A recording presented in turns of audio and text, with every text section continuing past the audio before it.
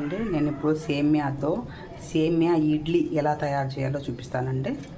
ఒక పాన్ వెలిగించుకొని దాంట్లోకి ఒక 4-5 స్పూన్లు అయితే చూడండి, 4-5 స్పూన్లు అయితే నూనె వేసుకోండి.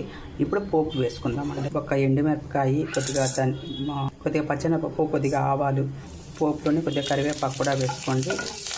అలాగే మనం తీసి పెట్టుకున్న సేమియా కూడా తీసుకునేసి బాగా వేయించుకోండి. చూడండి, సేమియా అనేది ఈ విధంగా వేయించుకోండి. స్టవ్ ఆపేసుకునేసేయండి. ఇది చల్లారేంత వరకు వెయిట్ చేద్దాం. సేమియా మనకు చల్లారిపోయిందండి. దీంట్లో కొద్దిగా సాల్ట్, మనకు ఆల్రెడీ ఇడ్లీ పిండిలో ఉంటుంది కాబట్టి దీంట్లో కొద్దిగానే వేసుకోండి. కొద్దిగా ఇడ్లీ సోడా. ఇప్పుడు దీంట్లోకి 1/2 ప్యాకెట్ అనేది మనం పెరుగు వేసుకుందామండి. 1/2 ప్యాకెట్. దీంతో ఇప్పుడు బాగా ఈ పెరుగులో ఈ సేమియా అనేది బాగా నానాలి. అయితే ఇలా తయారు చేసుకునేసి ఇడ్లీ ప్రిపేర్ చేసుకోండి. టేస్టీ స్పైసీ సేమియా ఇడ్లీ రెడీ.